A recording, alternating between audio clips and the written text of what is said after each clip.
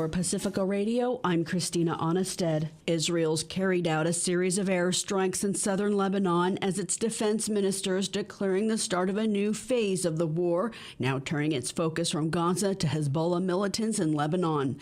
This after a second wave of electronic device explosions, including radios and walkie-talkies used by Hezbollah members Wednesday, killed at least 20 people and injured 450 others.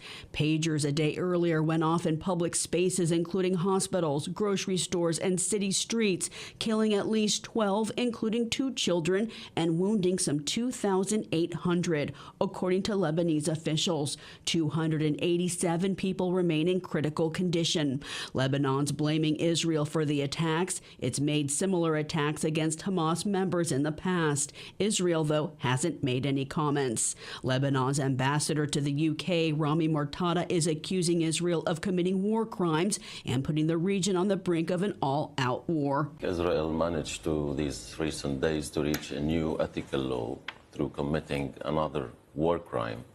This simultaneous and indiscriminate targeting of civilians, and it doesn't matter whether they're members of an armed group or civilians, amounts to a war crime according to the United Nations, because they did not have prior knowledge of the location of who was using these devices and of the surrounding of the devices, and yet they detonated 5,000 devices in Lebanon, which killed children, civilians, and people not associated with Hezbollah. Lebanon has banned pagers and walkie-talkies on aircraft. Hezbollah's responded, striking Israel, injuring at least 8 soldiers.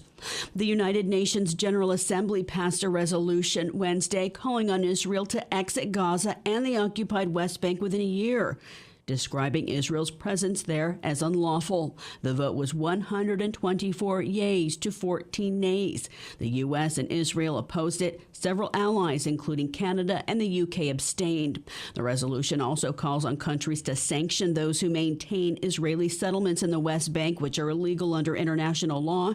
It calls for nations to halt arms exports to Israel if they're suspected of being used in either Gaza or the West Bank, and calls for reparations to be paid to Palestinians for the damage caused by Israel's occupation. Israel's UN ambassador slammed the vote, Danny Danon recalling Hamas's attack on southern Israel that killed 1,200 people. He named the UN a body for diplomatic terrorism. Out of 124 nations to support the measure, though, was Japan and allies Spain and France. Independent Senator Bernie Sanders is preparing a series of Senate resolutions to stop more than $20 billion in U.S. arms sales to Israel. In a letter to colleagues Wednesday, Sanders said the U.S. cannot be complicit in the humanitarian disaster, and much of the carnage in Gaza has been carried out with U.S.-provided military equipment. The Teamsters Union has declined to endorse a presidential candidate this election year. It's breaking tradition. The Teamsters have endorsed Democrats since 1996, making this the first election in nearly 30 years to not do so. Catherine Carley has more. Look, I'm getting criticized from the left. I'm getting criticized from the far right. And at the end of the day, you know, we've got to do what's best for this country, number one, and working people. And I believe it's to work bipartisan-wise to find solutions to problems. Teamsters President Sean O'Brien says for the first time in nearly 3 decades, the union won't endorse anyone for president. Internal polling showed former President Donald Trump had much more support among the roughly 1 million members.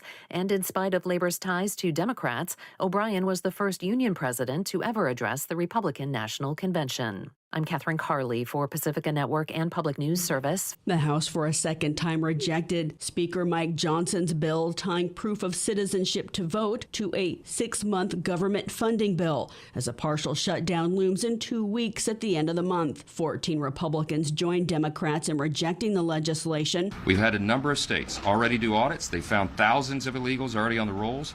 This is a serious problem because some of our elections are decided by razor-thin margins. Non-citizen voting is rare. PolitiFact, a Poynter Institute fact-checking project last month, found Republican claims are not fully accurate, noting 2 of 3 states have been flagging potential non-citizens, not removing them from rolls for years, and some may have become naturalized citizens eligible to vote.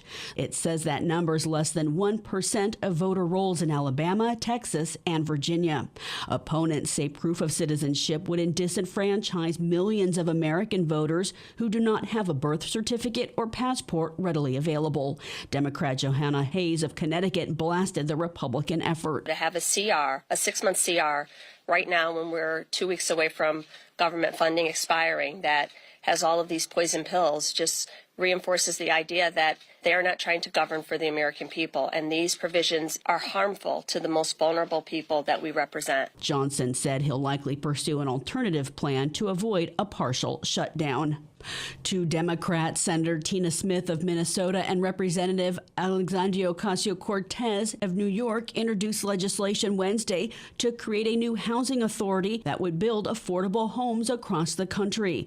Ocasio-Cortez says real estate speculators are a cause of the nation's housing crisis, noting more than half of Americans spend more than 30% of their income on housing, what the Census Bureau calls cost-burdened. She said the Homes Act seeks to redress that. We need to put homes back in the hands of the people and reclaim the home as a basic human right, not a commodity for profit first.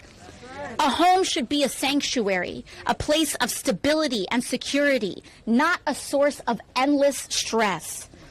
The Homes Act offers a real solution to the scale and the severity of this crisis.